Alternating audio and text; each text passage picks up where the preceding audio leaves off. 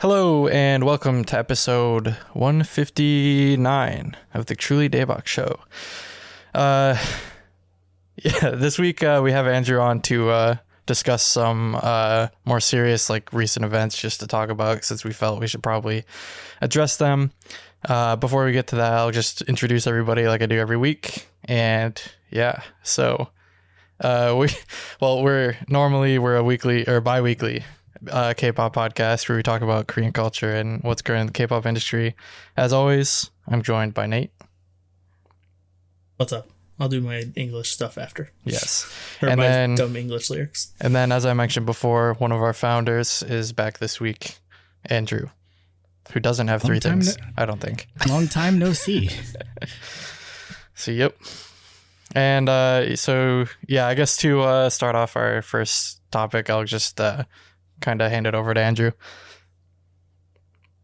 So, I guess the reason why I'm on today, or I guess for this episode, just at the beginning, is last week there were some,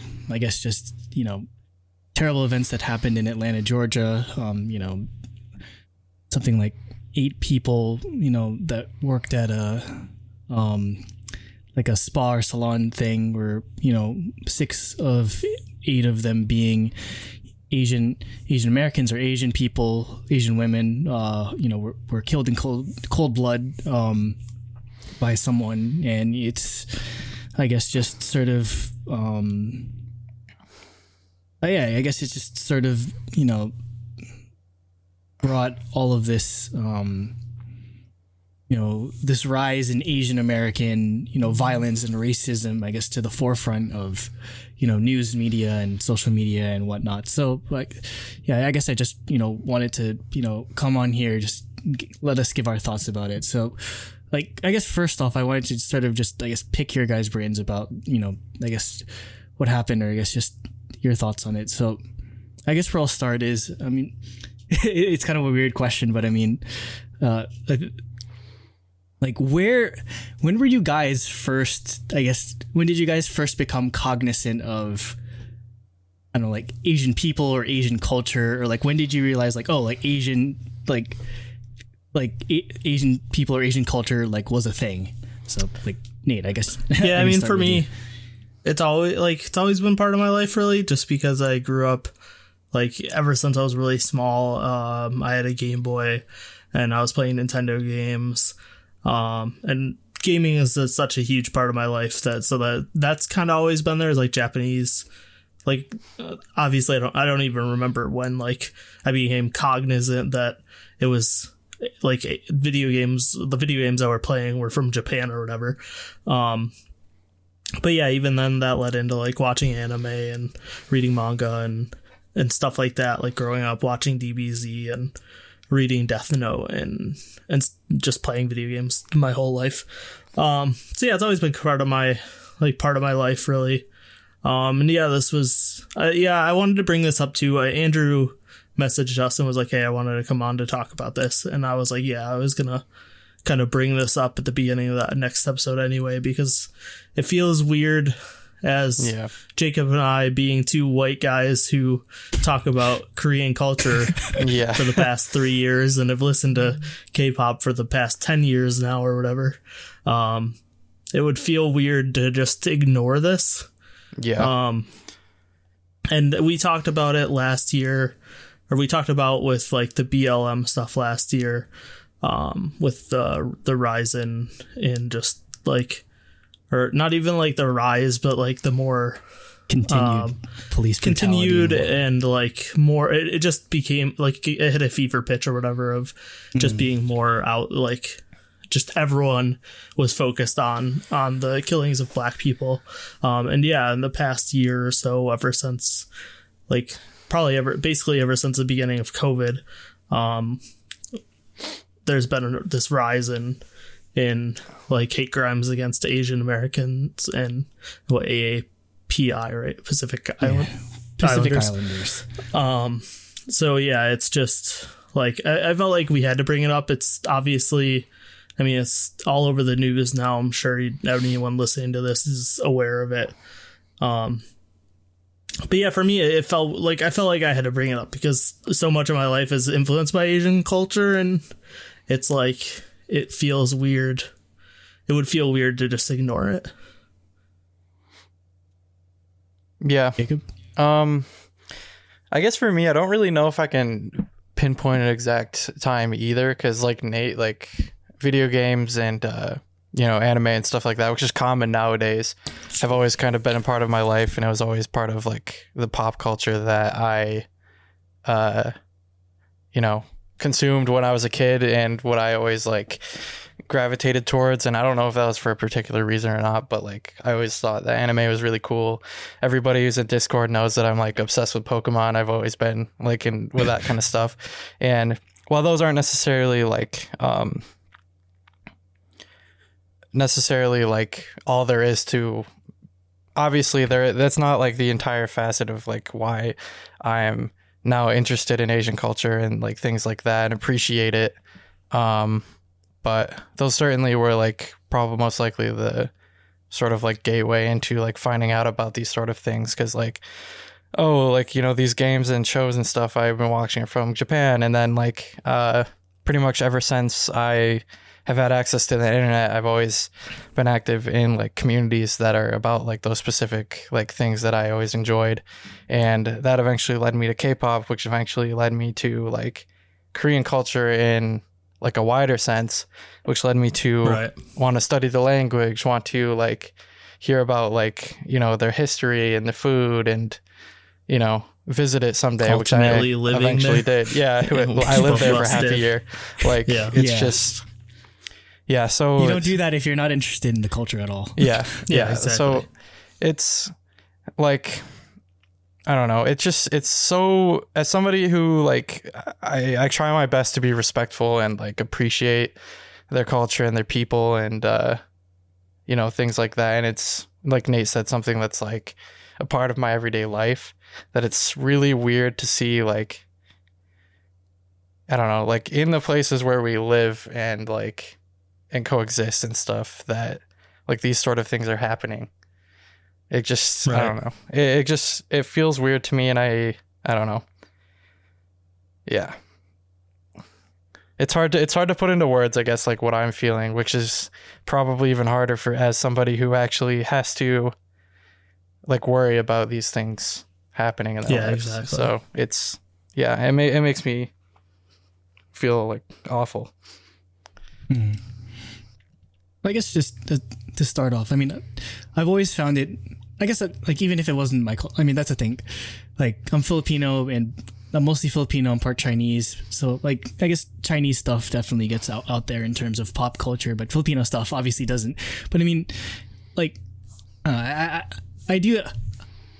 am happy when, people from, whatever background or whatever ethnicity, find their way or find interest in Asian culture or, food or, media, music, that sort of thing. I guess I've always, the way I've thought about it, is that, culture is the gateway to understanding. I feel like the more you get to know cultures outside of your own, or, things that I guess are outside of like your own understanding, whether that be, the media, or I guess how people think, or, what they enjoy, what they, I guess their traditions are, that's, you start to understand, I guess, just how, similar in a lot of ways we all are, how, even though, we might not look the same, at face value, there's a lot of things we have in common, whether that be, values we hold, or just, I feel like it's harder for people to be prejudiced once they understand other cultures, or once they learn about other cultures more. So I'd always be proud in some sort of way if like I heard like, like a black person was into anime, or a white person was into, K-pop music, or like all these other things, just because, it's something, I feel like it builds a bond between people of different backgrounds, and I think that it's something I wish we had more of in a way. Yeah, especially in light of I guess all that's happened. So I guess another tough question I can ask is like, if and there might not be an answer to it, or there might not be a specific incident you guys can remember, but like, has there ever been any time you could remember like seeing like an Asian person either being like being treated in a racist manner, or being mistreated or like bullied, or whatever, like that sort of thing, whether here or anywhere else, or just anything that sort of sticks out in your mind in that sense? So for me, like which is I guess kind of weird how I got to this like place of being, I guess, in my life, is that like I'm from like an area in the middle of nowhere, like in upstate New York, so there like really isn't any like Asian people that live here even. So I personally don't really have that many or like any like instances of this in my life, whereas like I don't know, I feel like becoming like, I guess, becoming like interested and like learning about like their culture, being like one that isn't one that I would generally like come across in my daily life living where I do. I think definitely what you were saying like added to my like being able to like, I guess, empathize with their like experiences and things like that. Just because for me, like being more aware and like coming across whether it's like media or music or like whatever from their culture and their like communities through like YouTube or music or TV or whatever. Sorry if I'm rambling in like weird meandering ways. I'm trying to like put my thoughts into words. It's kind of weird, but yeah, long story short, I haven't really seen any myself, which is thankful. Thankful. Yeah, I'm thankful for it. Yeah, it's pretty much the same for me. It's like growing up here in like suburbs of Detroit, there aren't a ton of Asian people around. Like in my high school, I can only think of a couple out of like a couple 2,000 students, like at least in our class. It was 600 people, and there was only a couple that I can think of in my entire graduating class. Yeah, when I can think of, I think 3 Asian people total I have ever seen go into my school while I was there, I think. Yeah. And so yeah, it's definitely not something I've like seen. And it's weird because it's not something like you really think of. Whereas like I was saying with like racism against black people, we hear on the news all the time. And until before COVID, like I feel like you just never heard about it.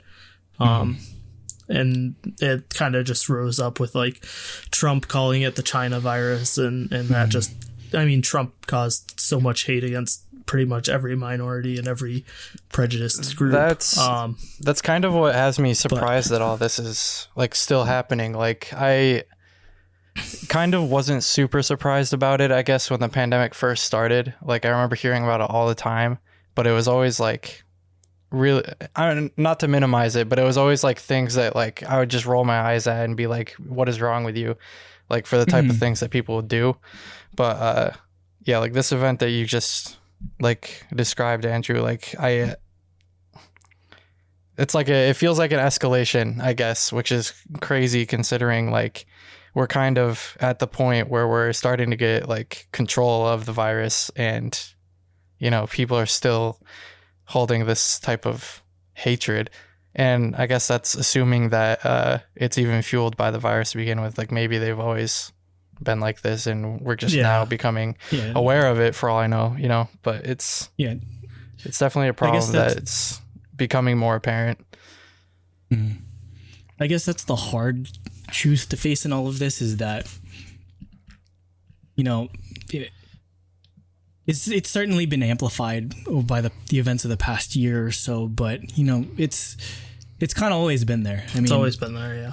I get that's like I guess the phrase that's sort of been on my mind as of late is, America is such a black and white country, both in a figurative sense and it seems like in such a literal sense, where all of, the important social issues or, contentious, lawmaking or whatever is so concerned like about, black versus white or, trying to, level the playing field for everyone in that sense. And in that sort of way, like Asian American, like racism or, violence or discrimination or prejudice, like whatever you want to call it, like just sort of, it's not as newsworthy in that sense.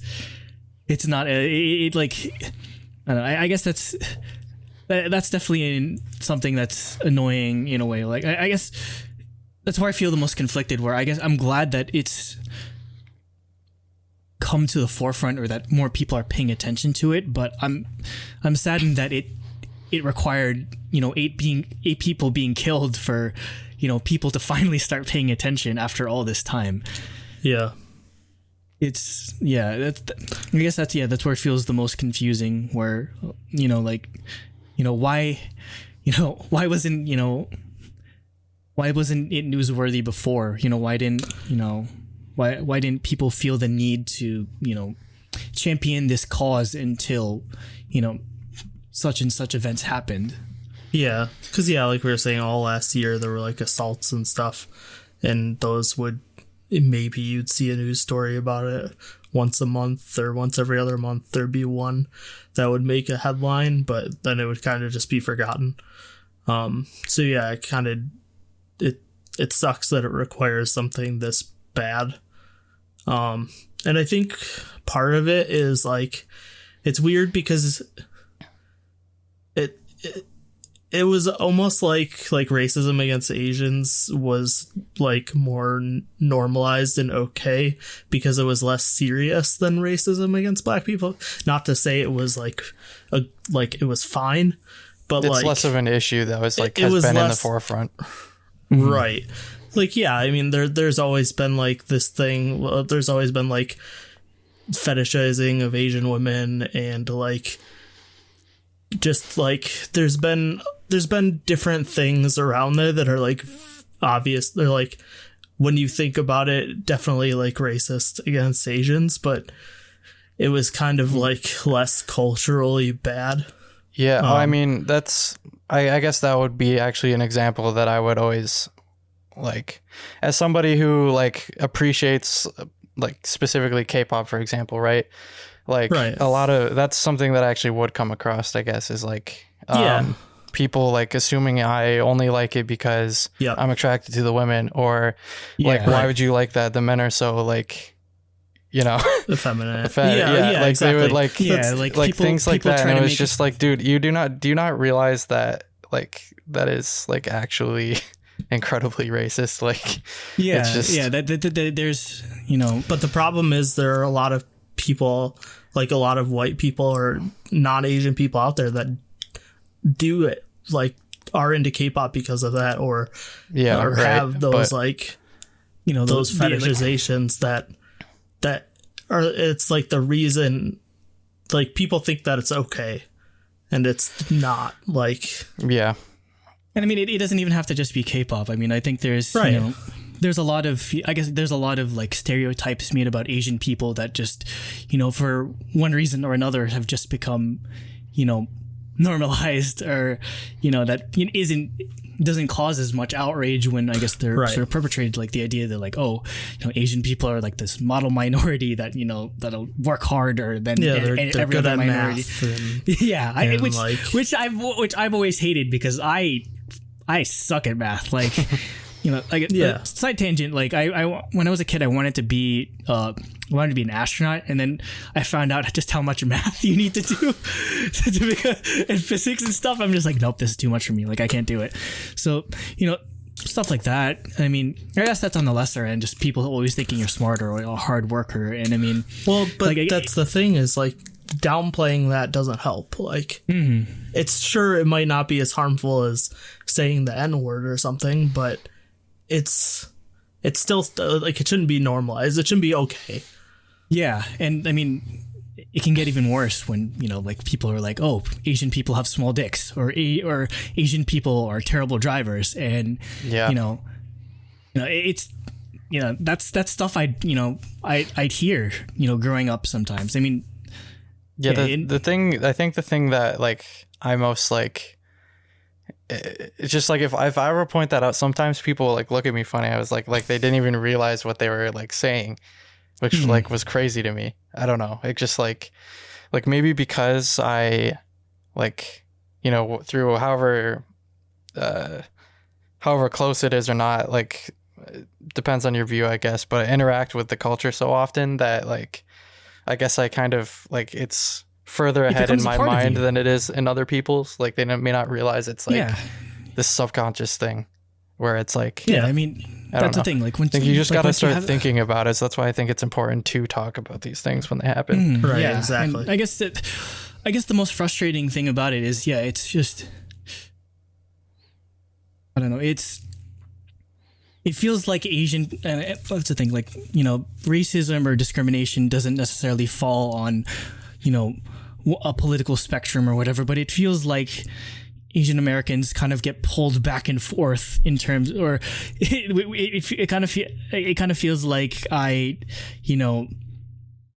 as an Asian American, I'm just a tool for other groups of people to sort of, further their own agendas or further their own, I guess, ideas. So like, I guess, like conservative people, like like the spectrum, like the whiplash I get from, sometimes being told like, oh, or sometimes being treated like, oh, you're the only, like, oh, you Asian people are like the only good minorities, you're not like the rest of them or whatever like that. Jeez. And then all of a sudden, like, on the same token, some people are like, go back to your home country or whatever, go back to China and that sort of thing. And like just like the whiplash that you experienced, I guess being exposed to those sort of things is just, it's incredibly jarring. And, on the other end, like there's a disturbing amount of, there's a disturbing amount of people who are identify as, progressive or champion social causes that, that try to they either try to downplay the, severity or the importance of, stamping out racism or prejudice against Asian people, or they're the ones perpetrating it. It's like,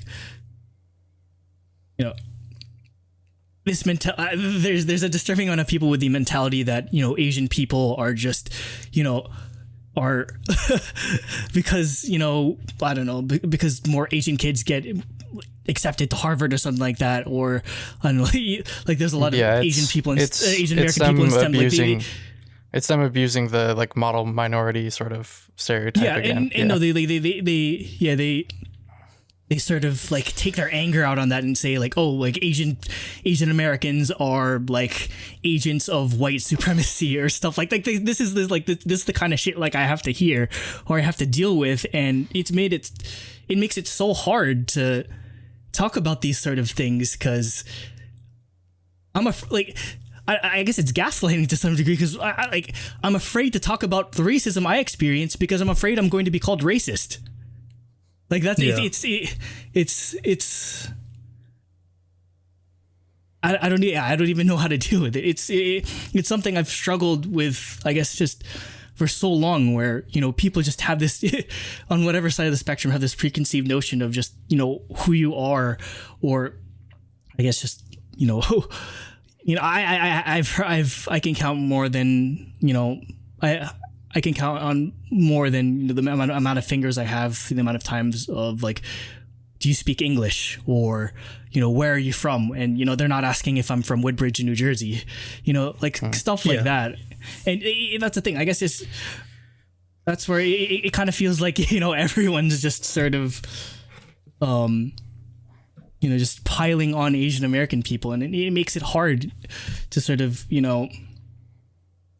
come out about these things or just address these things because I guess everyone has their excuses, and I guess I feel like that's sort of like the hardest pill to swallow in all of this is and I feel like the reason why it's so hard for, media or, blue check marks on Twitter to sort of address this is that, like, there's as many, I know this from personal experience, there's as many, you can't just paint this as a strictly black and white or white people like versus Asian people thing. A lot of the discrimination I've experienced over the years have come from other minorities, and getting people to accept that fact is that's still a challenge that that's still such a challenge where for people to comprehend or understand that that there's so many times like Asian American people are just like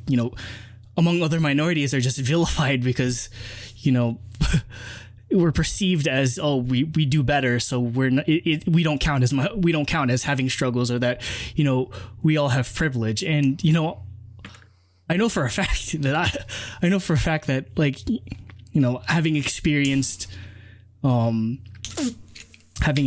racism, coming from parents that had to uproot their lives not just once but twice, having to move from the Philippines to Hong Kong and from Hong Kong to the United States, like I feel like I have a pretty good understanding of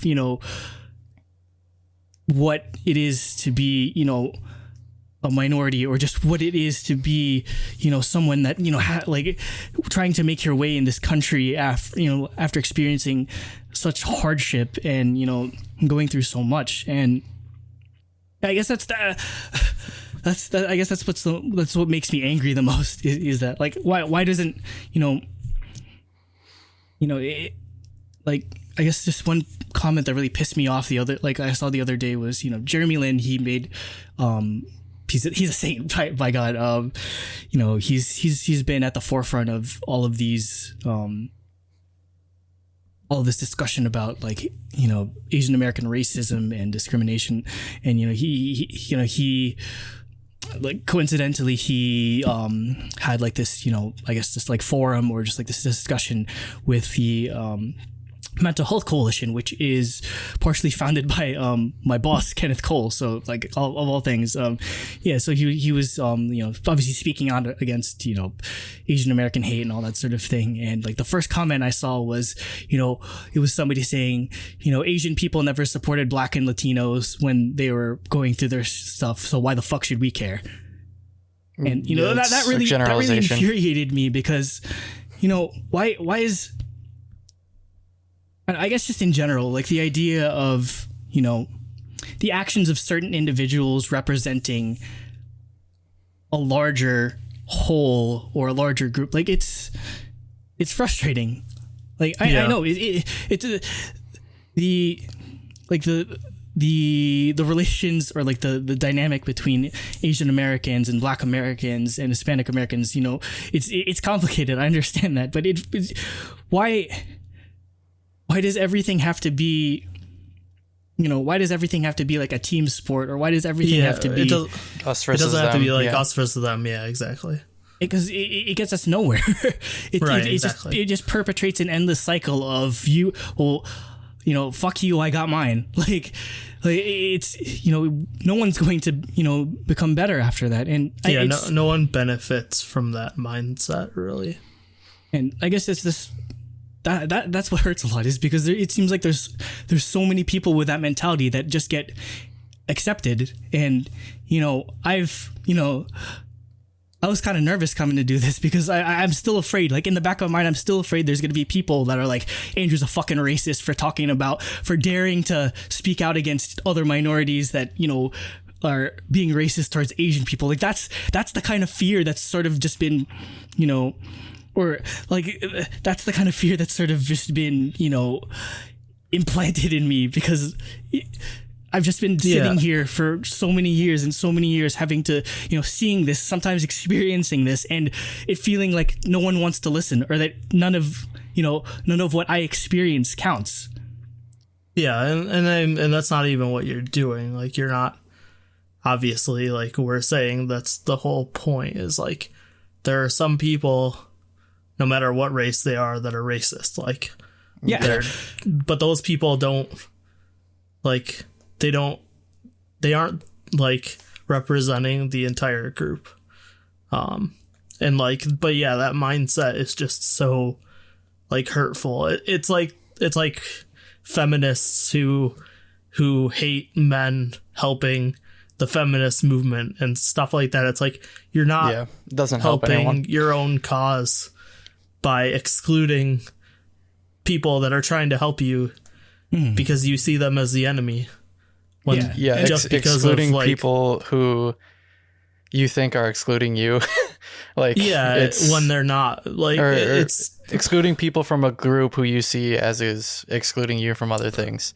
Had to be specific there. Like there's plenty of examples of that, and that was just the one that I could think of off the top of my head. Yeah, but I think the problem with it is a lot of people go in with the mentality of like getting even, as opposed to like getting even helping in one the sense cause. of like getting back at someone, rather than like getting even in the sense of getting on a level playing field, progressing exactly. your level to theirs. Yeah, like you shouldn't be bringing down them to you. You should be pushing you up to them, like, if that makes sense. And this is all in regards to like people that are trying to help each other, but you look at it as the wrong, like, I don't know, it's a complicated issue, but I think the main thing is that everybody just needs to try their best to be as understanding. Well, yes, better, but like also like try to understand where the person's like coming from and correct the things that are wrong, as opposed to like, I don't know, maybe that is too tall of an order to fill, but like I just feel that like coming from a place of empathy and understanding is the way to like correct the wrongs. And if somebody's not willing to like if someone's not willing to look within themselves and correct the things that they're wrong, then that's the point where they're like, maybe beyond help, if that makes sense. Actually, that's not even the right word. I don't think anyone's beyond help, but you know what I mean. It's just but it's really like, we need to teach people rather than try to hate the people who are hating, if that makes sense. It's just feeling like I always have to walk on eggshells when I have to talk about Asian American racism, like whether it happens to me or when it's stuff I see happen to other people.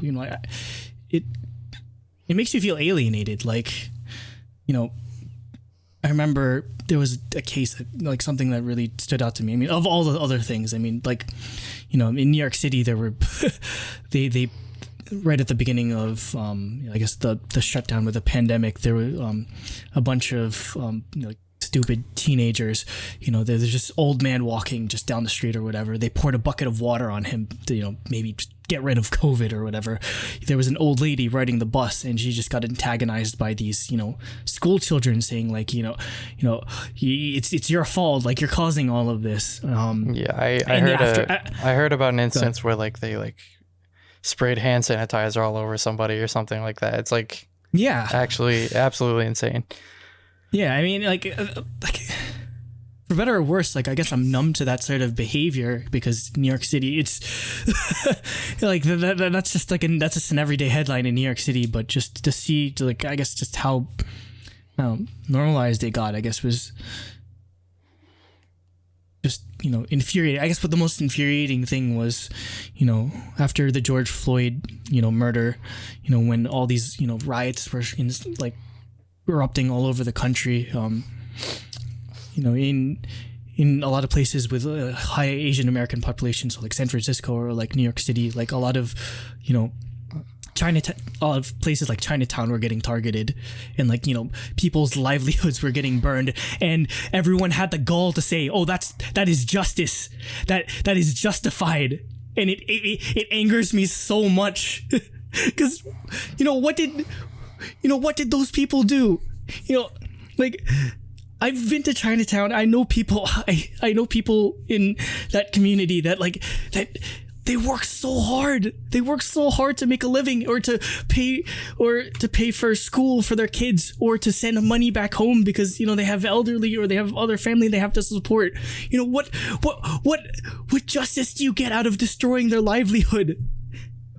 And, you know, that whole thing just sort of, at that point, I'm just like, okay, I guess that's how everyone sees Asian Americans. That, you know, when the shit hits the fan, you know, like, I guess, you know, things that happen to us don't matter. Like, there was somebody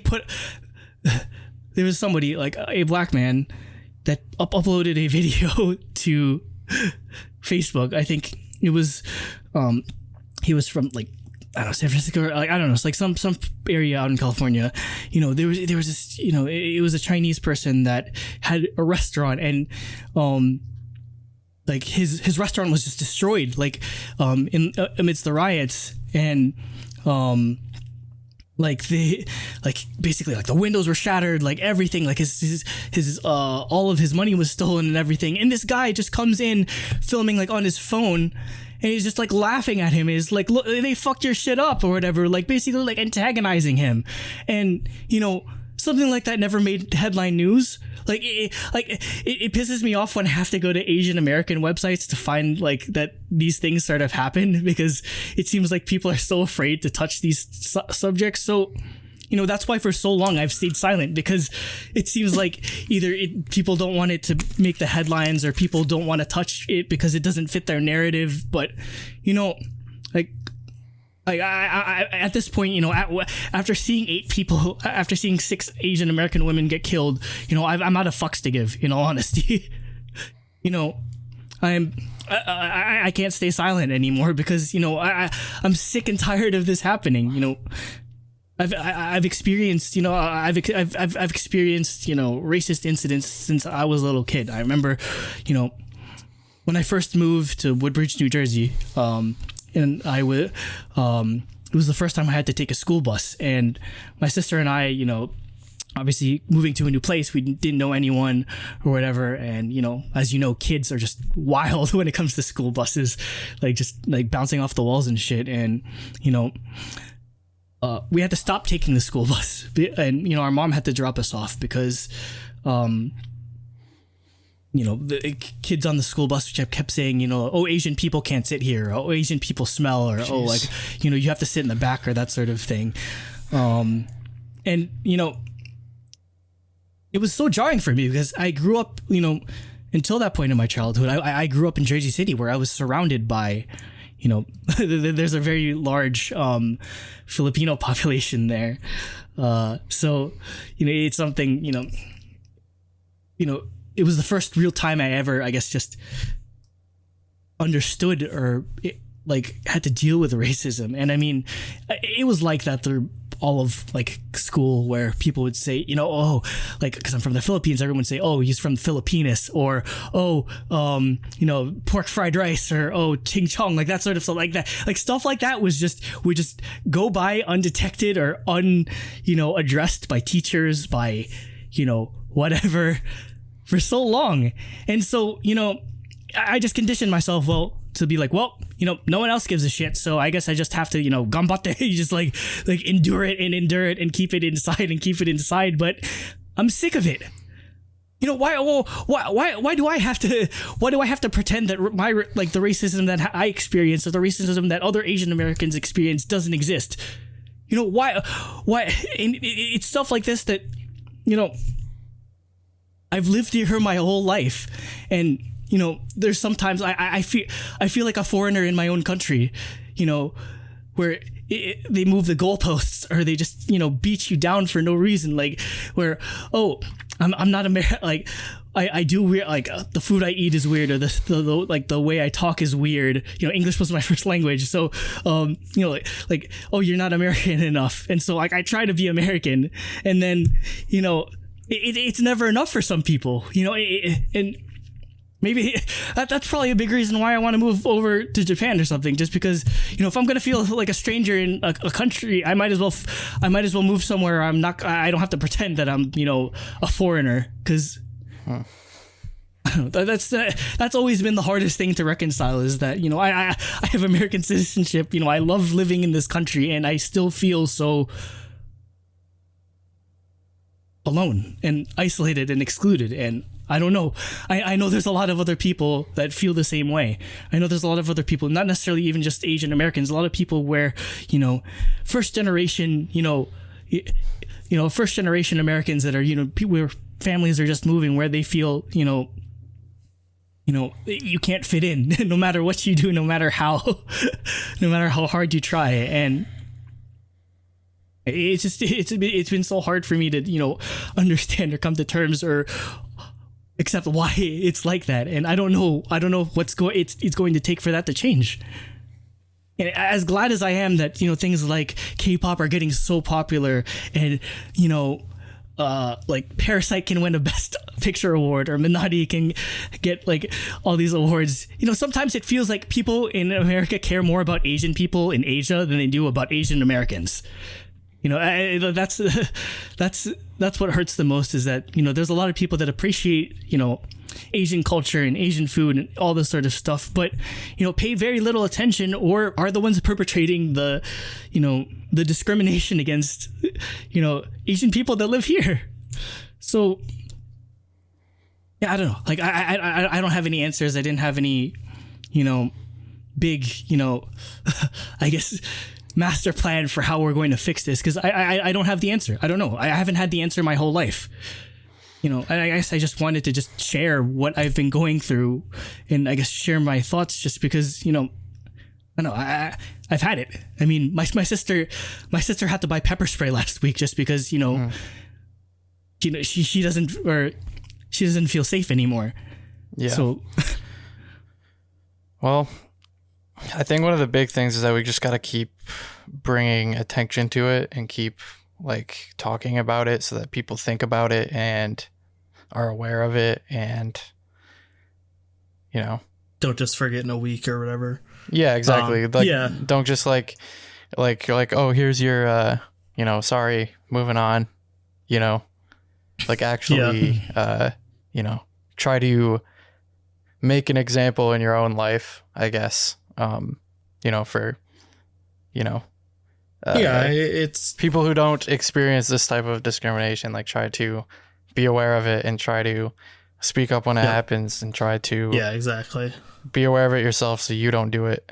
Like, because like these instances we've been hearing about were clearly deliberate, but like I feel like there's also like a non-zero like percentage of people who don't even realize like they don't get 100%. It, because it's like there's levels of racism, and some people don't like they don't maybe aren't racist, but they perpetuate stereotypes and say things that are racist when they don't, because they just don't even realize that it is. Yeah. So educating people, bringing awareness to it, donating. We'll put some links in the comments of places to donate to help protect against AAPI violence and racism. Just talking about it, like you said, I think that's all we can do is as just random people on the internet. But it's all as long if everyone did that, it would help tremendously. I think that's the best way to deal with it. I'm glad we had you on, Andrew, because I think this would have been a lot more awkward for me and Jacob to talk about as two random white dudes who don't like even have never experienced it. Yeah. If anything, I still appreciate your insight, because I'm sure there's a lot of people that might not, might be in your shoes that, might have not experienced it growing up. So, the revelation of these things sort of happening, in the news as over the past year, like especially last week, or, I guess are starting to come to terms with it, or just trying to, understand it. So I'm glad I'm glad you guys were here to sort of, I guess, facilitate that end. And I guess if there's one thing I do have to say, if it's, to other Asian American people or other, people that live here that, experience, or are afraid of experiencing racism or afraid of, getting slashed in the face or getting, attacked for no reason, that's exactly what they want. In all honesty, they want us to be afraid. They want us to go back to our home country. These people, like, if we give into that fear, we're letting racists win. We're letting racists, exert their power and control over other people. And, that's the thing. Like, I haven't been back to New York City in a year. And I mean, I'm not going to lie. I'm kind of afraid, in all honesty, to go back because I don't know, if my subway ride is going to be as peaceful. I don't know if me sneezing is going to cause the next news headline at 10 o'clock. But, I can't just hide in my house forever and, pretend like I'm not gonna experience this sort of thing. So, like that, like that's the thing. Like if anything, like I almost out of spite, like if racist people are going to like, try to make us afraid to go outside or go ride the subway or go watch a movie or do whatever, I'm gonna do it. Because I don't want to let those people win. I don't want to let those people, I don't want to let their fear and their ignorance control my life. So, yeah, just if you're not an Asian American, if you don't, haven't really experienced this sort of things, I guess just I'm not too big on the idea of supporting people of a certain ethnicity when these things sort of happen, just because I feel like I'd want the merit as a designer or whatever, as a creative, I'd want the merit of my work to stand on its own and not necessarily because of my ethnicity or background. But I guess one thing I would say is, support Asian businesses, because especially like if you have like a Chinatown or whatever, because those, they've been really, really hard. Like they've taken the worst of, I guess COVID and just like the stigma that's been building around, Chinese people or Asian people that live here in the United States, where they need the most help, and Bill De Blasio turns away when they're just asking for financial support or even just moral support. So like my mom usually doesn't get really angry or motivated about these sort of things, but she got so angry last week. She was just like, I'm gonna order takeout from like an Asian restaurant every day of the goddamn week because they're trying. Yeah, she got so angry about it when COVID first started. Actually, it's honestly still like that. We have one Asian family in my entire town, and they're the ones that run our like Chinese restaurant that's in town. And like when everything started, like my dad like would order there like literally like multiple times a week just to keep their, because they're still a small business, right? And especially with all the like like we've been talking about this entire like topic, like just prejudiceness that comes from nowhere, basically, just to make sure their business, like they still get business and stuff. So yeah, I don't know. It's hard for me to put into like concise like words, I guess, like the way I personally feel about it. It's so disturbing to me. But so I don't want to give up on humanity completely yet. I know there's good people out there that want, people of all different, no matter what race you are, no matter what color you are, no matter what creed you hold, I believe that there's still, good people in this world that want everyone to succeed and, build, a better world or build an environment where we all can, prosper. So, like as traumatizing as all of this can be,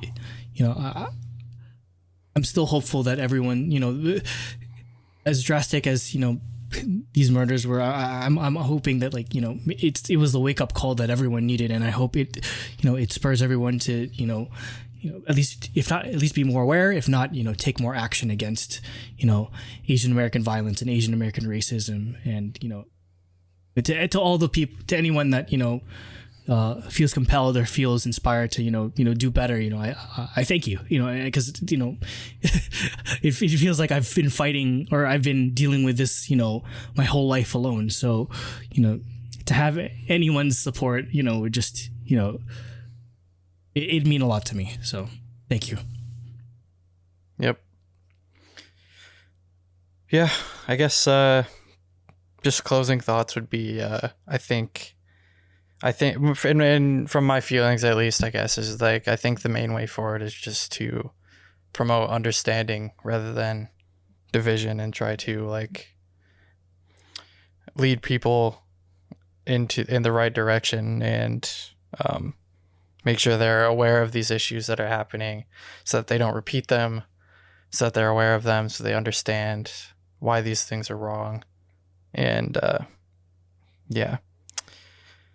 And it can get frustrating at times. I know that for sure. Like some people, they just literally do not understand. And I don't, it's just, because we've been so long, like Andrew was saying, kind of like letting a lot of these things just slide by. Mm-hmm. Normalizing it. Yeah. We just need to educate, spread the word, and just make sure everybody understands. And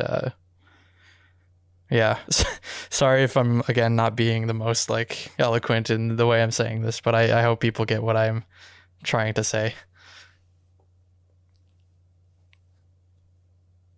Yeah, I think it pretty much covers it. I what I said before is kind of how I feel. Just keep awareness up and speak out, and do what you can. And yeah, that's all we can do. No, I'm not expecting anyone to just play superhero or just like this. And fix it. It's not going to be fixed overnight. Yeah, definitely. It's going to take.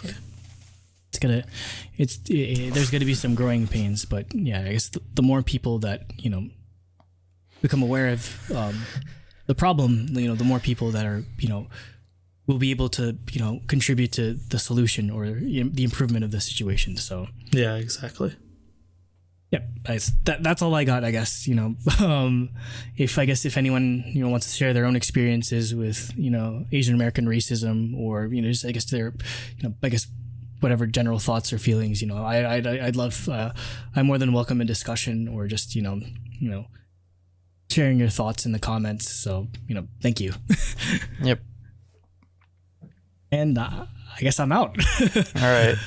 Well, thanks, Andrew, for coming, because like Nate was saying, I wasn't really thinking of it like in the front of my mind, but it was definitely something I was thinking about in my personal life or whatever.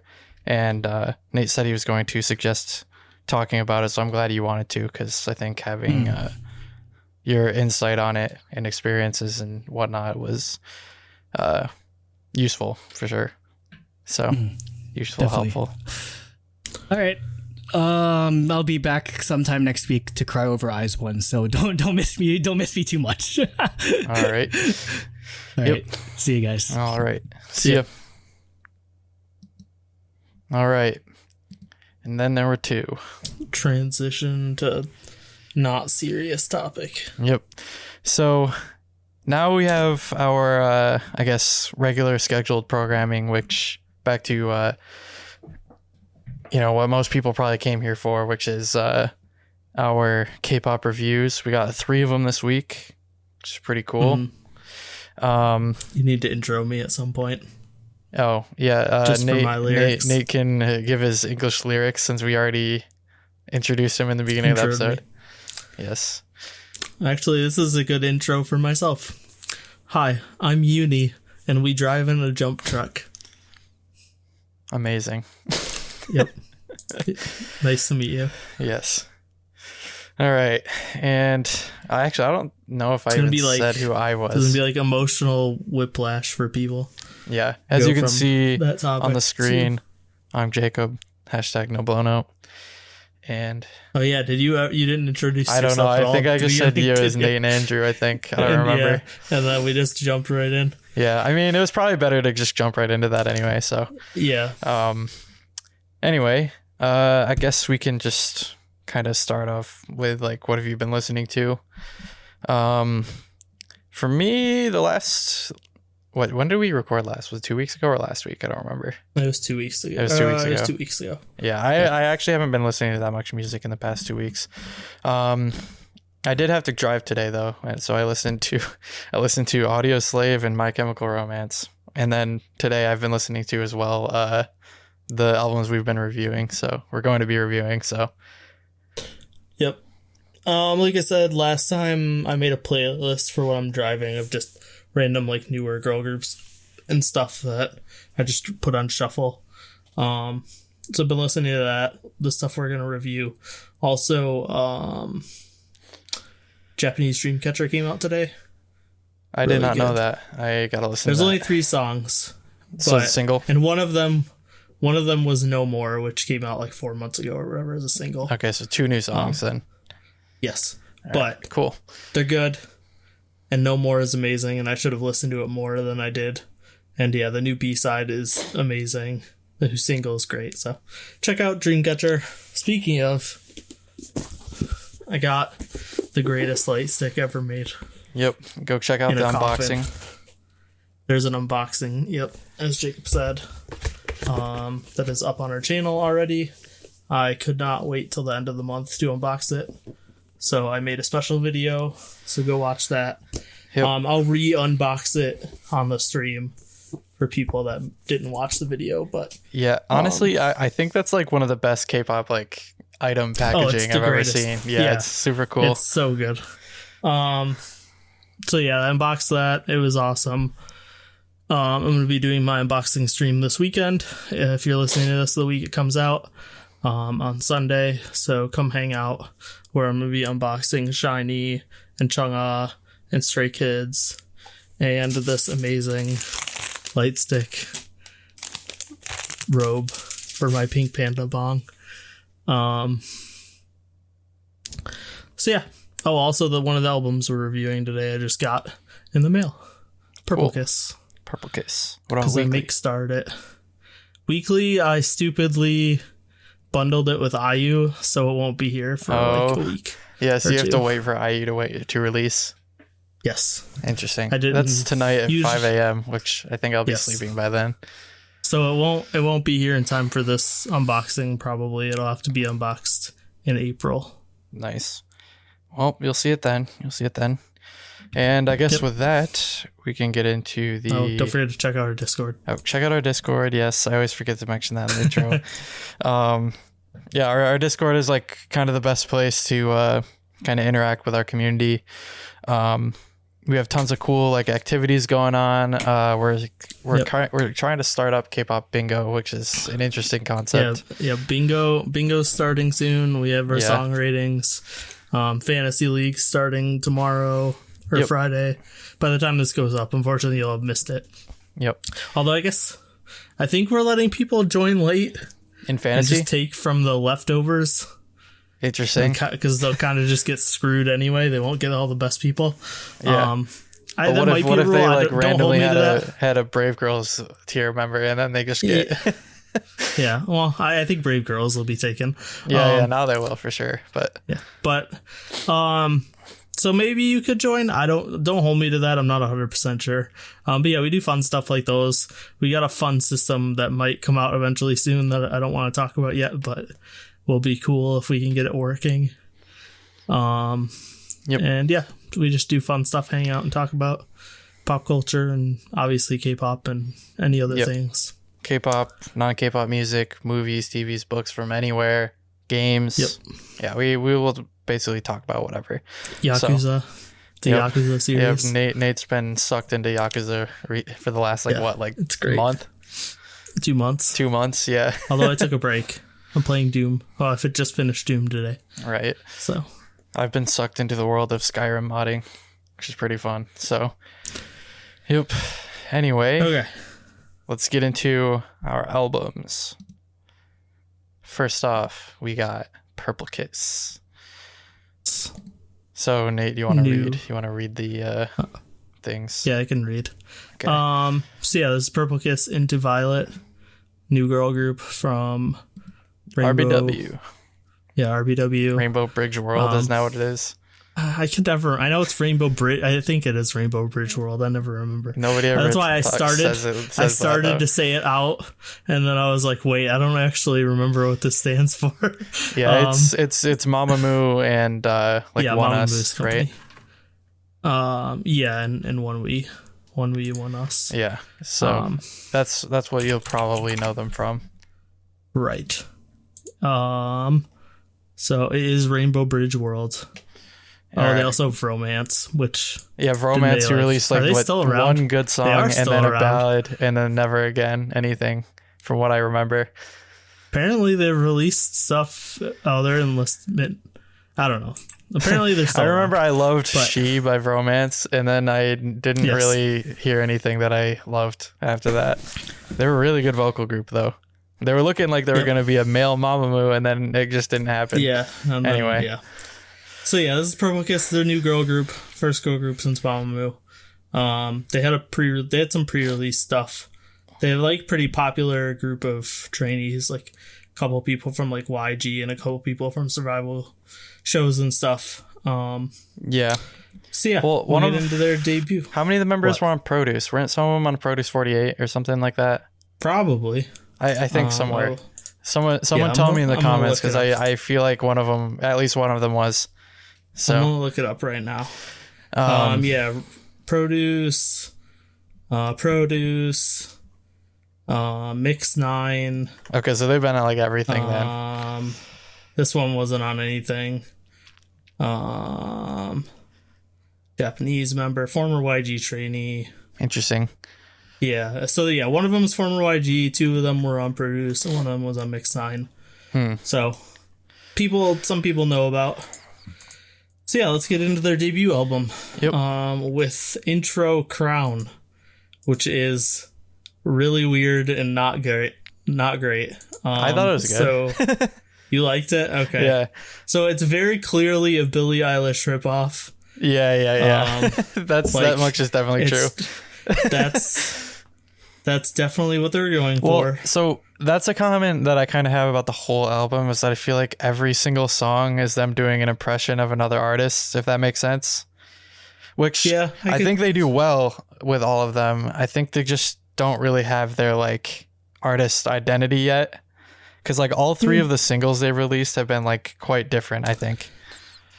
What was the third single? The third single, My Heart Skip a Beat. Well, the third single is Ponzona. What Can We Talk other? Again was the second one. Oh, I didn't know Can We Talk Again was also a single. But yeah, so the intro, it's weird. I didn't like it. I think the vocal effect is too much and doesn't really work for them. But it is just an intro, so it wasn't that big of a deal. Yeah, I didn't put that much stock into that, on my opinion, on the whole album, so I enjoyed it, but it's definitely not my favorite song on the album or anything like that. So yeah, I think there's choreography to it actually, but I don't really remember it. Yeah. But yeah, that leads into Ponzona, which is the actual debut single. Yeah. And I think I assume you got G Idol vibes off of it. Yes. So I heard that before I ever listened to it, but honestly, I agree with it. I think it's something about the production and the chorus and whatnot. It's very G Idolish, where it's very full and thick, but more low frequency, instrumentation and vocals and stuff. And I think that might be what more gives the G Idol impression for me. But I still think this is actually a really strong single from them. I really, really like Ponzona. But I also really love G Idol. So there's no reason for me not to like it. Cause I don't think it's a cheap imitation or anything like that. I think it's just similar and they do a good job with it. So we talked about, I don't remember if it was on the podcast or off stream, but me and Nate talked about My Heart Skip a Beat is kind of rock influence. I think if they take this sort of quote unquote G Idol sort of single and then add in the hard rock influences, I think that'd be something like unique and fun that would set them apart from other artists. I think that would be like, if I was the one like in charge of this group, that was an identity that I would like pursue and see if that works. Yeah, because like the only like rock K-pop group is Dreamcatcher. That's about it. Like as far as like a dance idol group goes. So I think, having sort of like this style, like Punzona, like this style, like Guts with the like instrumentation from like the rock stuff, I think that would be like an interesting. This is just like my own like head concoction or whatever that I would like to see, because I think they could pull that off well, and I think that would make them unique enough that people would like take notice to them. Yeah, I wasn't as high on it, but I'm also not as high on G Idol as you are. Yeah, and I like G Idol. I mean, I have their albums and stuff. I don't even have their albums. I should buy them. Yeah, but I just buy way too many albums. But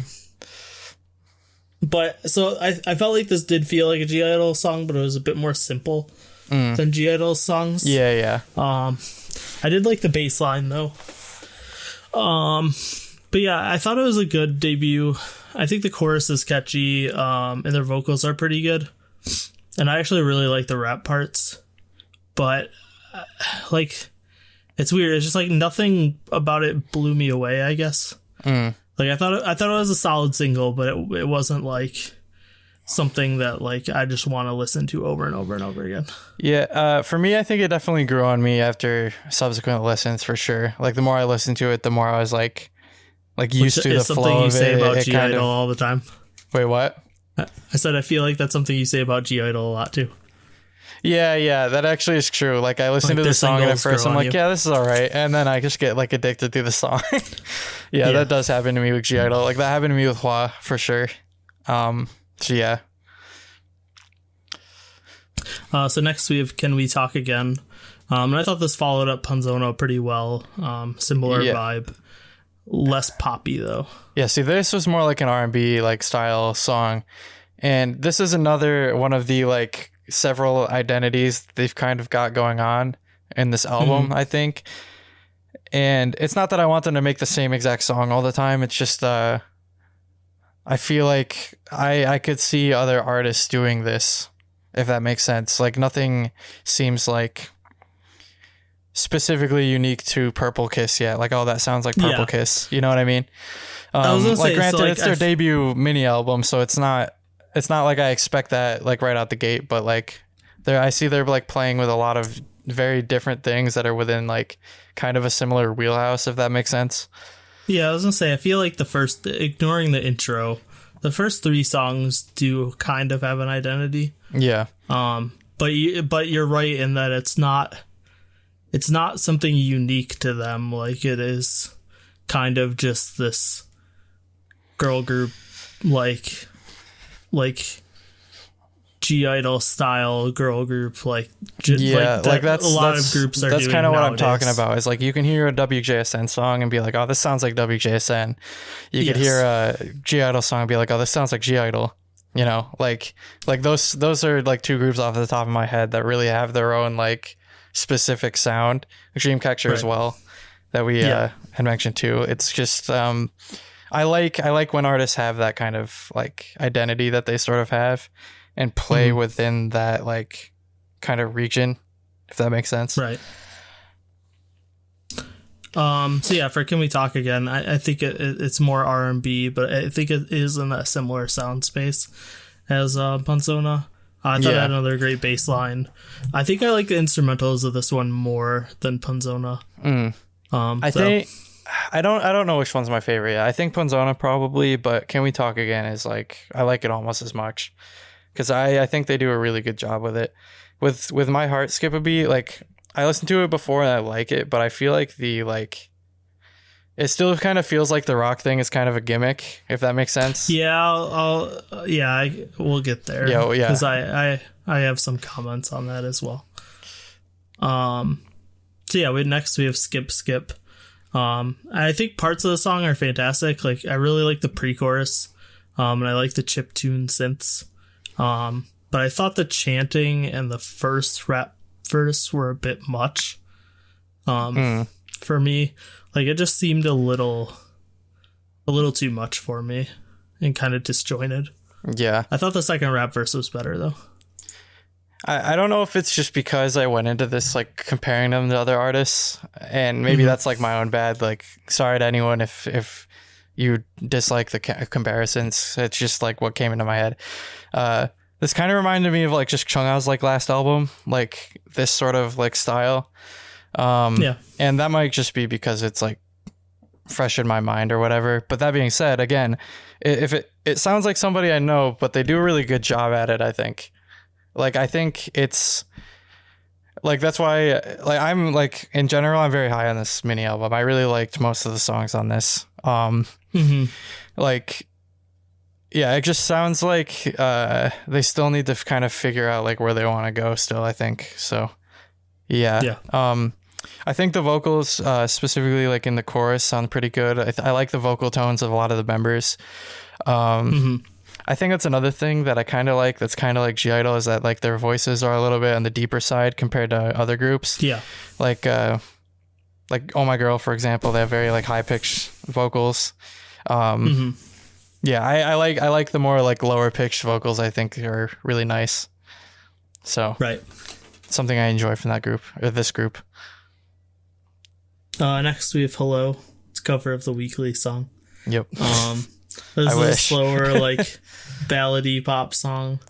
Yeah. I really like the instrumentals. Yeah, me too. There's like a bunch of different styles of guitar that were all really nice. And I thought it was a good, like you're saying, I think their vocals are good. And I thought this was a good song to show that off. Yeah, I really, as like you said, I really like the instrumental with like the like kind of guitar strumming or picking and stuff like that is really nice. And then they kind of like stay more like mellow and build up into a nice like chorus. I like that a lot, which I usually point that out in a lot of songs that do this just because I love that sort of musical effect. Yeah, I thought this was a good like mid-tempo like R&B ballad style thing. So yeah, I hope they do more of these in later albums. I like this. Yep. Next we have My Heart Skip a Beat, which like we said was one of their pre-release singles. We talked about it a little bit, but so for me with this song, I love this song because I really want more like hard rock outside of Dreamcatcher. But the more I listen to this song, it's weird because it doesn't really fit them. Yeah. Like, I think they have really good vocals and rap, but this song doesn't showcase either of those. Well, I don't like it's. My problem with that is more like I like the like you said, the hard rock influence, because I just think that's a really interesting like way of making pop music, is like introducing like, but it's got to be like seamless to like some degree, because I feel like in this it doesn't feel like it belongs in the song, if that makes sense. Like, I feel like the song could still exist without the rock influence. Like, it could just be like a more synth led one, like Ponzona, right? Except for like the huge like in the chorus, you know.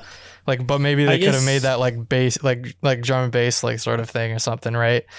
But yeah, I think like, I don't know, using like parts of rock music to create pop music or to create R&B music or like blues or whatever, like just using like those kind of like genre fusions, I think are really interesting, and I would love to see that kind of thing in K-pop.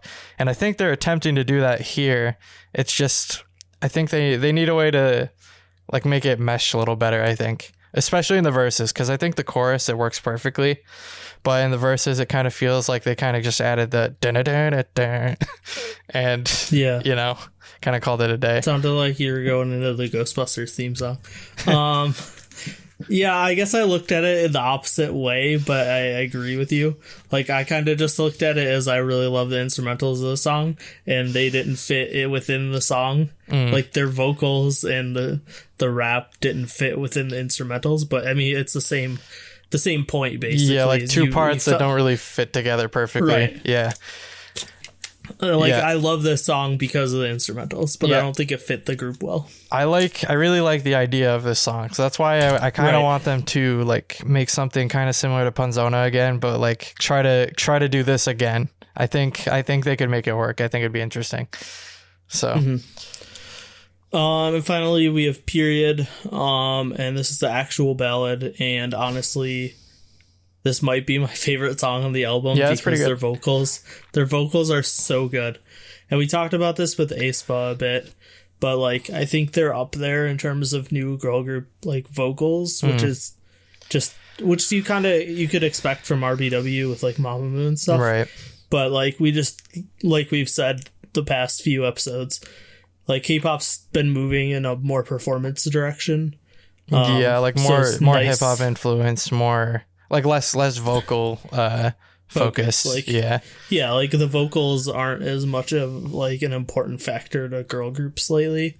So like having a group that can put out a ballad this strong with like the vocals that are this good, I really enjoyed it. Yeah. And let me like correct myself from before. More hip hop focused, but also more like in girl groups, kind of like either that or like bubblegum pop, like sort of thing. Like, yeah, it's kind of, I don't know. It's either like, at least from where I'm seeing it, like the cute groups kind of got cuter, and then the edgy groups got like edgier. If that makes sense. Or Yeah. there's like higher frequency of both, I guess, of those like areas. Anyway, yeah, much more performance focused and less on like really crazy, like amazing vocals. Yeah. Yeah. So it is nice to see new groups with like really good vocalists. So yeah, I'm really looking forward to what Purple Kiss does, because I think they have a lot of potential.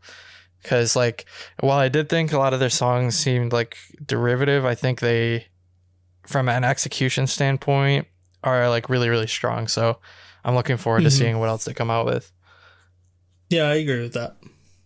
So, yep. Pretty dang good. All right. I guess with that, we have next Weekly. Greatest girl group. Join the Discord. Of the Come join the new Weekly generation. cult. Yes. We have a cult. And because they're such an amazing group. Yeah, I really, this is unrelated to the album. I really want to see like Black Eyed Pilsung like do a song for them, like they do, like he does with the A-Pink. Yeah, Yeah. I think it'd be really fun. Yep. So yeah, yeah, Weekly's second mini album already. Third. Wait. Oh yeah, their first one was a mini album.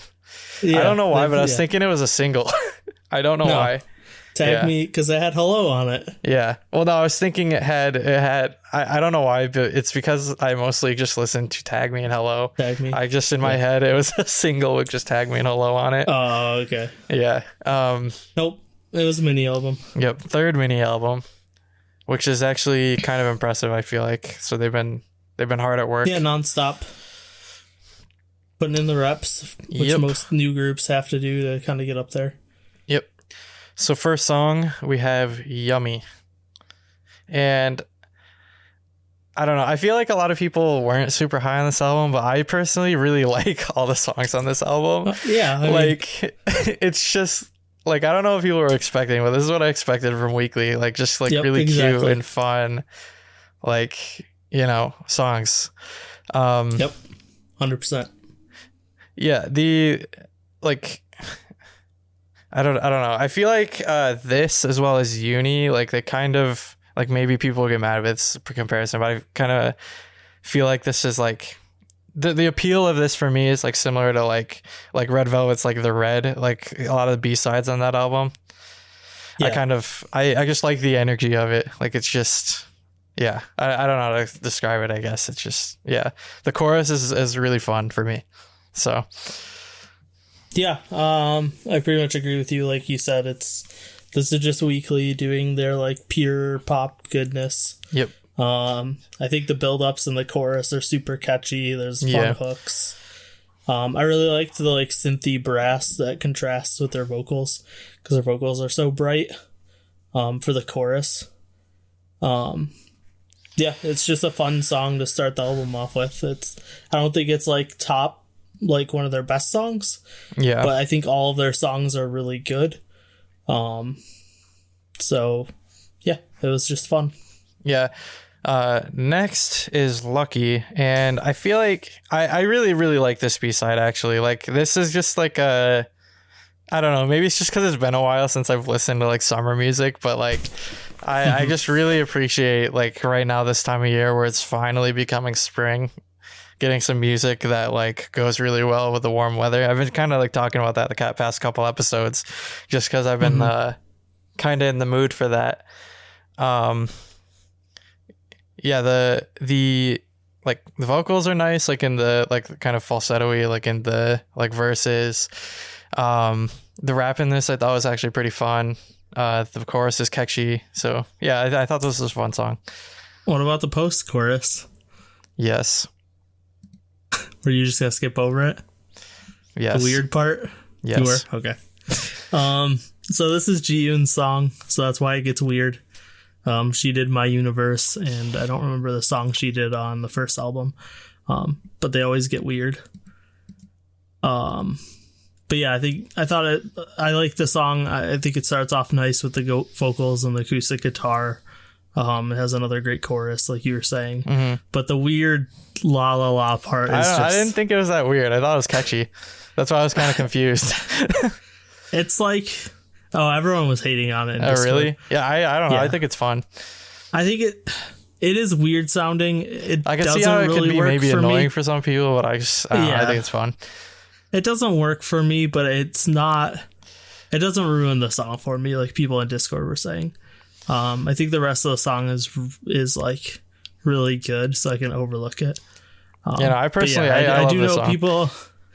There are people in our Discord that do not like Ji-yoon's songs because of how weird they get. That person It's is My Cooper. Universe. Yeah, well, and there are other people too, I think. He specifically has talked about it before, I think. Yes. I loved My Universe. And that song gets weird too, but this one was a little like, this one didn't work for me as much. But I still love every other part of the song, so I'm fine with it. All right. Next, we have the single, which is After School. And so I didn't listen to any of the like teasers or whatever, just because I wanted to be surprised. Like, I didn't want any expectations going in. To just because I really teaser. want to just love everything Weeekly puts out. Yeah. So, yeah, like maybe that's why I like everything, is just because I like expected to like it, so I just do. I don't know, but yeah, After School, I really like. I like that it's more of a like. I don't know what I don't know what really the genre is, but like it's more like mature, like kind of like I don't know, just pop, I guess. Like not really cutesy. I guess I'll just put it that way, right? I think they stupidly somewhere described the song as being trap influenced, trap and reggae influenced. No. Dude, I don't know I never where the listened reggae to came from. Dude, these like descriptions are so bad, and from every company. Yeah. Like we talked about like Dreamcatcher's Odd Eye. They said it would be new metal, and it's just like nothing like new metal. Yeah, like they just need to stop. I really don't know where the reggae came from. I mean, it has a trap beat, which like most K-pop song or most pop songs nowadays do. So like I get maybe that. the rhythm is kind of reggae-ish, I guess, but like not really. Yeah. I was like worried. That's actually why I listened to the teaser, because I was worried about it after that description. Be straight up reggae. And then I listened to the teaser and I was like, this is just awesome, normal Weeekly. Like, yeah, maybe it could have been amazing, like Why So Lonely by Wonder Girls. That was a good reggae influenced song. Yeah. The highlight of the song for sure, like the earworm, is definitely the chorus. The chorus is like super catchy. Yep. It was like it sounds like something I've heard before, and I don't know what it is. Like the melody, I guess. Well, I'm not complaining about it, but it's like, yeah, I don't know what it was. Like I know somebody made like a Ava Max like mashup, and I was like, maybe this is what I was thinking of. I don't know, but like, yeah, it's interesting, but it's super super catchy, and I'm happy with this. Yeah, I love the synth line from the beginning. I like how like lasts throughout the song and builds throughout the song. And like you're saying, the chorus is just classic Weeekly. Like it builds in all the right ways and it's just catchy. I think I was gonna say I think this is probably my second favorite single from Weeekly now. I think Zigzag will be third because I think it's still like Tag Me the best. Yeah, I was gonna say there's nothing crazy about this song, but if you're a fan of Weeekly, like you're gonna love it. Like you're gonna be happy with it. They do. It's fun. Exactly. Like it's not mind blowing or different, but it's more Weeekly, and they do a really good job. The way I describe it is it's probably like it's like a standard girl group song, but just like really catchy, really good. Like they like I think that's kind of like my appeal of Weeekly is that they kind of are a breath of fresh air, and that they're like really good at being like a fundamental like girl group, K-pop girl group. Yeah, they're just being like fun pop music. Yeah, which, exactly. Even though it's K-pop, we don't get very much anymore because everything has been modernized and, like we said, kind of pushed in different directions. Things are much less bubblegum now in K-pop. I feel like, or exactly not even that. It's like there are lots. I was saying before, there's lots of bubblegum pop groups, but they're like super like hyper, like cute. If that makes sense. I feel like this middle ground is more like what we'd usually get in like second gen, third gen. Yeah, which is why we love it so much. Yeah, like that's what we came up on. So like, when we're talking about like K-pop these days or whatever, we're talking about like the new like fourth gen groups. Right. So yeah. Damn kids, get off my K-pop lawn. Yeah. Bring back girls' generation. Get off my K-pop lawn. Yeah. Bring back my girls' generation and my Kara. Yep. But yeah, one thing I did want to point out, I really like how they drop and bring back the beat throughout the song. I thought that worked really well, and the harmonies at the end were really, really good. Yeah. So next we have Uni. And easily the best song on the album. Dude, people were hating on this song, and I was like, what are you talking about?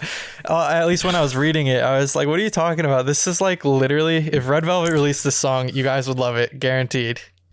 Yeah. Like this actually is like a Red Velvet sounding song. Like this absolutely I could see on one of their albums. Like as one of their B-sides, like particularly like in like Red Velvet Festival or something like that. I can just see it. This is actually probably my favorite B-side. I really, really, really like it. Like maybe out of their whole discography or just the album? What? Just the album or the whole discography? They're just the album. No, this isn't better than Hello. Okay. Nothing's better than Hello. Okay. Hello by Weeekly is such a masterpiece in like pop music. Like it's straight up, like we talked about it before, it's straight up like David Amber like style, like super catchy, like Heart Shaker, Love Bomb, like that sort of thing. Yeah, I just love that. Please make more of those Weeekly, please. Anyway, this is just a lot of fun. I find it to be like super Red Velvety, like Red Side, like uber like Red Side Red Velvet, which is good. Right. I like that. Yeah, I think it's easily my favorite song on the album. I have no idea what a jump truck is. Jump truck, I thought they were saying dump truck. Nope, they're saying jump truck. Okay. The song is just pure fun, catchy pop. I love the like yelling callbacks to the vocals in the chorus, where like they sing something and then they like yell it back to them.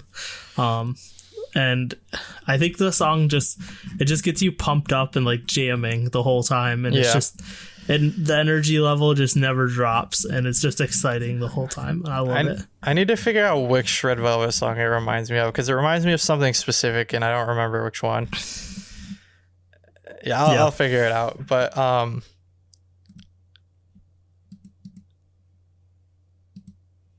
I think it's Parade that it reminds me of, actually. Like just the way that the like chorus kind of like rides, if that makes sense. I don't know how to explain it, but anyway, I'd have to like listen to Parade. It's been a long time. Kind of reminds me of that. Yeah.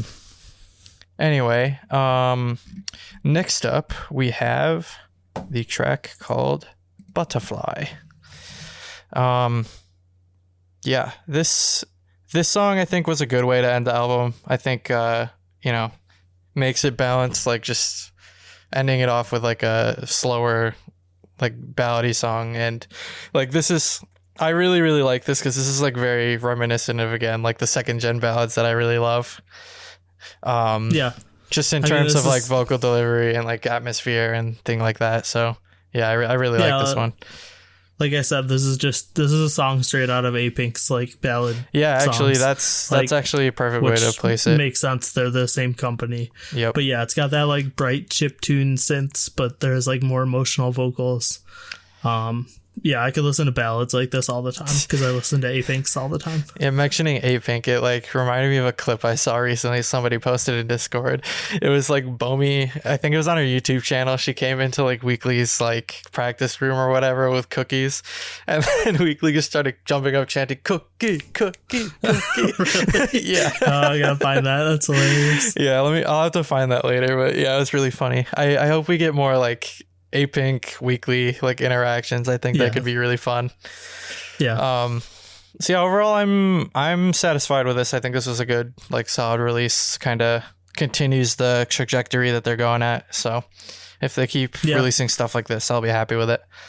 One thing I forgot to mention for the single, I love that they're continuing the like prop gimmick for choreography where they have the longboard and the rolly chairs. Yeah, this time around. Like they had desks in Tag Me. Desks in Tag Me, and they had the boxes, the cubes. Yeah. In yeah, so, we'll see if they continue doing that. And I'm curious now because like while I did say that like After School is kind of like standard girl group pop, like it is like quite different, I think, from like Zigzag and Tag Me, especially from Tag Me. So I'm curious like what type of song they're gonna go for next time. Like if they're gonna continue getting more like less like youthful, I guess. Yeah. Or because they went, and with this was another thing I would say, the styling is so good. Yeah. But yeah, they went with like the like punk or like hip hop. Yep. Like that would be interesting. Vibe. Weekly doing a punk concept. No, I almost said punk, and I was like, wait, that's not what I meant. But yeah, that's like the style they went for. So yeah, it'll be interesting to see what they do next. Yeah. All right. So with that, Weekly, I think it's very good. Let us know what you thought of the mini album in the comments. I'm interested to see what you thought because a lot of people in Discord wasn't so high on it. I really liked it, so I don't know. Weekly does no wrong. Yes. Join the Weekly cult, join Discord. Yes. So yeah, anyway, next up, we got a boy group debut. It's their debut, right? Yes. Yeah, because I hadn't listened to anything before this mini album, so I assumed that it was their debut. They're new. New DSP boy group, right? Yes. So this is Mirae with Killer. So this is DSP's new boy group. It's actually Killa. Killa. Like Jacob said. I was actually kind of interested to jamming see out how to Monster X. Monster X. I was interested to see if this would get delayed or anything with all the April stuff that happened, but it did not, and I'm happy it didn't because this song this like really surprised me. I'm looking through their profile real quick. Yeah, it looks like two of them were on Produce X. Oh, we're on Produce X. I thought you said they produced the album. Yeah, a couple of them were on Produce X. So but yeah, so there's new DSP boy group. New DSP boy group. I wish it was a girl group with this concept. That would be sick. Like with this musical style. Yeah. And they very, very clearly modeled themselves after NCT. Yeah. Specifically like Superhuman style NCT. Yeah, which is like peak NCT if you ask me. So exactly. So it's awesome. Yeah, I hope they keep doing music like this because it's like this is really. I was actually really impressed with this. Yep. So yeah, the first song is "We Are Future," and like we were saying, the song this and the single are like very obviously inspired by Superhuman. It like has some like awesome builds and like switch ups with the instrumental style. There's like the vocal harmonies. And especially when you get into the chorus, it's like it's got the high notes, like the vocal, and then it's got that NCT style like synths. Yeah, the synths in this are like the highlight for me, as well as like the super like digitized like vocal layering that they do is super cool. I love that. Like this is an instance of vocal processing that I think actually works really well and is cool to listen to. Yep.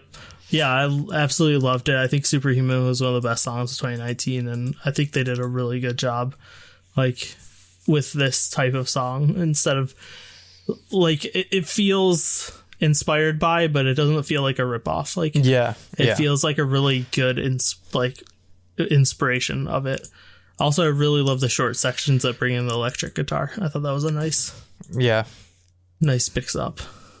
Yeah, like I listened to the album like not expecting like anything. Like I think you told me what it was like, but I forgot like when I actually sat down and listened to it, and I was like super impressed with like the vibe that they went with on this. Yep. Anything else on that song specifically? I think you touched on most of the things that I would have said. Like in particular, the things that stood out to me were the really, really nice like synths, and the vocal layering like technique that they use is really cool. Yep. Next we have the single, which is Killa. I think it pretty much continues that vibe. Yep. It starts off with like that really funky electro pop. I really like the falsetto Killa parts. Like that's a very much like NCT with their falsetto. And I think the song is just like really pure hype. And they did a good job with the vocals. Like I think they did a really good job with these two songs of picking a style of song that fits the group well, like their vocal tones and like the way they sound. Like I think these songs fit them well. I think their biggest strength here is that they're really good at sticking to like a similar concept throughout and like staying consistent. Although I don't know, I feel like DSP groups are pretty good at that in general. Like I feel like they sometimes change concepts. Like April has done that, Card has done that, Kara has done that. They've all done it. Mm-hmm. But I feel like they stick into a particular concept for a while. Changed their concept. What? Card has never changed their concept. Well, Tropical House. I know, I'm joking. They definitely have. Like their pre-release singles, their pre-debut singles are so different from the rest of it. But or post Ola Ola. Anyway, like when they stick to a concept, I think they're really good at like honing in what's good on that, like about those particular things, and like kind of zeroing in on that. Like I think we probably could have seen coming if you consider like April's La La Li La La, whatever the album was called, like that album, like that actually kind of was really the like girl group equivalent to this, I feel like, and it was like super good. So I'm glad that this is like the music style they went with for their boy group, because I feel like, I don't know, I feel like there aren't a lot of like groups that have this like super like, I don't know, groovy like sounding like synths and stuff in their music. So yeah, I like this a lot. Yep. Next we have Higher, and for this song, this reminds me of what Monsta X has been trying to do lately, but I think they do it well. Monsta X I like haven't really been into for a long time. For so like the song is like pretty chill until the pre-chorus. And then the pre-chorus just brings in this driving beat, and then it drops for the chorus. But they're using like really awesome synths for the chorus, and then they mix it up by adding some like glitchy parts to the synths for the second part. And I think like Monsta X has been doing songs like this for a while, where it is like a really builds to like a really drop, like synth heavy drop chorus. Yeah, but this song just did it for me more than those. Well, yeah, I was gonna say like this is a drop chorus where I think they actually do it really well, because it's like super dynamic and goes all over the place, and there's some vocals like kind of like interject like throughout it. I just feel like this is the way if you want to do like a super EDM heavy like drop chorus. Like this is really a really good example of that. Yep. Actually, I loved the bridge where it drops everything but a piano to just a piano. and just some snapping with the vocals, like that stood out to me, and I thought it worked really, really well. Yeah. This is actually probably my favorite song on this album. Yeah, it's pretty good. I think one of the main things I didn't like about the song was like I felt the rap section was kind of a letdown. Like the rap itself was fine, but like they just kind of like stripped out everything and just put in this trap beat like during the rap part. Yeah. And I felt like that was kind of boring, but yeah, the rest of the song is really, really cool. So yeah, I could see that. I think I had that feeling with some of these later songs. Yeah. Next is Swagger. And I said they stole Twice's "Hey" yelling sample at the beginning. It has the exact same sample that like Twice uses in half of their songs. I wonder if it is the same sample. That'd be really funny. Oh, it's 100% the same sample. I wonder if it's just like a preset and whatever like DAW they use to like produce. Yeah, probably. Which is funny because it's like actually this song felt very much like a Stray Kids song. Yeah. With the vibe.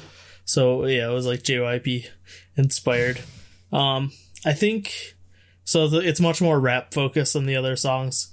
And I think for me, it didn't stand out as much. Yeah, I agree with that. I think their strength is definitely in that super synth heavy like dance pop like sort of stuff. Whereas I feel like this heavy like more like hip hop focused stuff, I feel like it doesn't work quite as well. Like I think they do fine. Like it's like run of the mill like any boy group that also does this style. Like if you like that, you're gonna like this. But I think this in particular, like if they decide to go on this sort of sound as far as like what their flagship like singles are gonna be going forward, I think that would be a disservice, because I feel like Killa and We Are Future and even Higher, I think would be like a really good way to just keep yourself like unique from other groups. Like that's a big thing nowadays, just because K-pop is more saturated than ever, that I feel like the big thing is you got to have a sound that sounds distinctly you and makes you stand out. And I feel like the first 3 tracks on this album are a really good place to like be in. Yeah, exactly. Yep. Yeah, I felt the same way. Like I don't think the song is bad, but it's just less interesting in terms of the instrumentals and the vocals. That like it didn't stand out nearly as much as the first 3 songs. Yeah, I feel like even in the song, even the vocals and the chorus and stuff, like I can tell they're trying to kind of do like high notes and stuff, but it kind of feels a little bit flat to me. Like flat as in like just like feeling, not in like, oh, they're like went flat on a note. Like it's just not super expressive. It's I guess uninteresting. Yeah. So I think this is probably one of the weaker songs in the album. It's just it's not what I was impressed with, I guess. I think that's more why I'm like negative on it. I think if I heard it on any like average boy group album, it would be fine.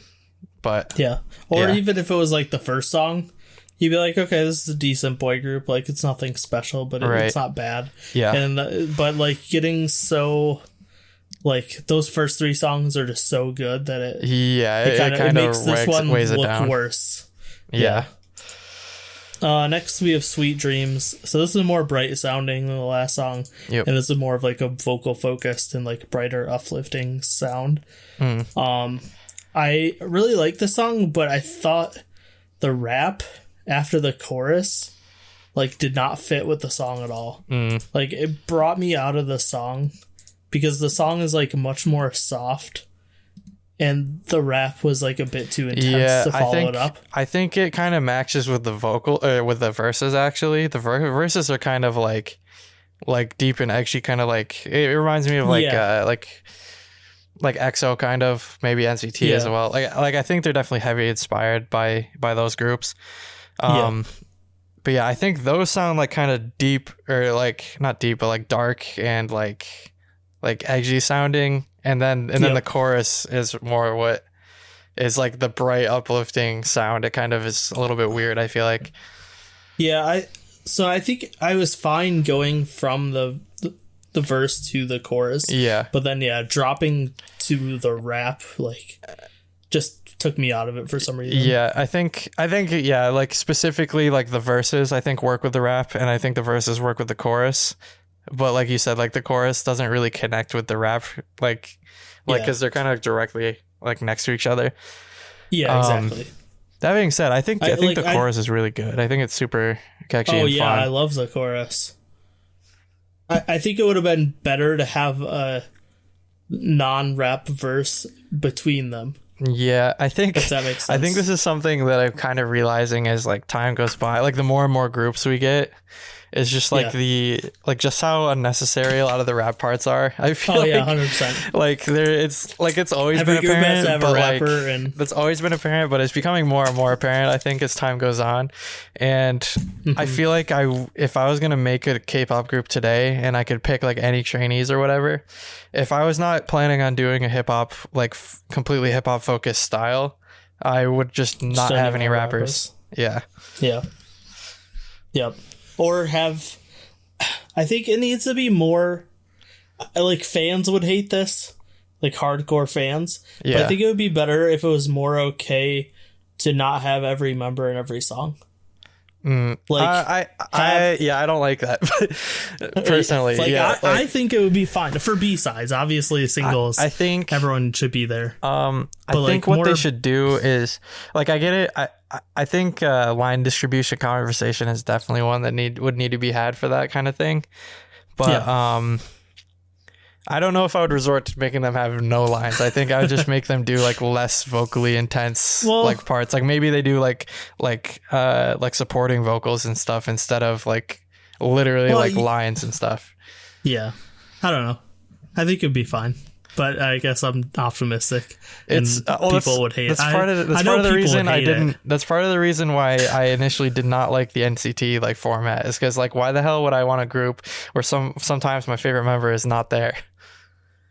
You know what I mean? Yeah, but I'm just talking about B-sides. Right. But still, like sometimes they're just not there. Nobody listens to B-sides anyway. I listen to B-sides. I love B-sides. Well, yeah, but you wouldn't care if the rapper of a random boy group wasn't there for this song. That I would concede. The people that are listening to B-sides wouldn't care that much. I feel like if I'm a big fan of a group, I want them to always be there. You know? That's why I said at the beginning, I was like, hardcore fans of a group would hate this, but I think I would be okay with it. But yeah. Other than that, I love the song.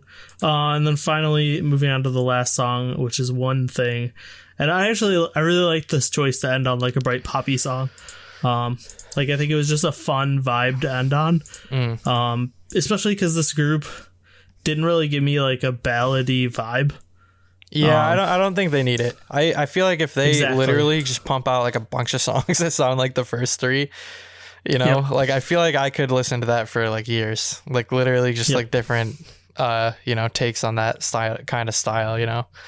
So yeah, I thought this was a great way to end it. I don't think the song's like mind-blowingly amazing, but I thought it was a fun song. I really like the glitchy synths. I thought it was just a really good way to end the album. I think what they actually should have done, like compositionally, like as far as like track order, I think this to me still sounds like a middle of the album like track. Like it's a good song, but it's not like one of the bangers. Like I would want to, like I feel like if I was gonna reorganize this, I would probably put We Are Future higher, like as the last track instead, like just right after this. And then you just end on like one of the really like great, like super well done, like banger songs, you know? Yeah, they definitely front loaded the album. Yeah, I think the first three songs are like really, really good. So it makes me excited for like, you know, more releases from them. I'm interested in what they got. Yep, same. So yeah, I was really surprised by this. I think they're definitely front runner for like male rookie of the year so far. Yeah, for me definitely. I don't know if there have been any other. Yeah, have I listened to any other? I don't think so. I don't know if there have been any other male rookies that have come out this year. But there definitely was, but who knows? I'm sure there are people that are going to be angry at us. They're like, how dare you not know this boy group that only has 1,000 views on their debut MV? I love them. Cypher. Oh, Kingdom. Yeah, that's right. Yeah, Kingdom, which I was looking forward to, but their song wasn't good. Yeah. But apparently there's Cypher and then the T1419. No, I thought they debuted already. I refuse to listen to them. Their name is too bad. Their song was pretty good when we did the song ratings. Okay, actually, okay. but apparently Maybe I'll those are listen pre. to it. I don't know about the. I just say that their name is T64389. Oh yeah.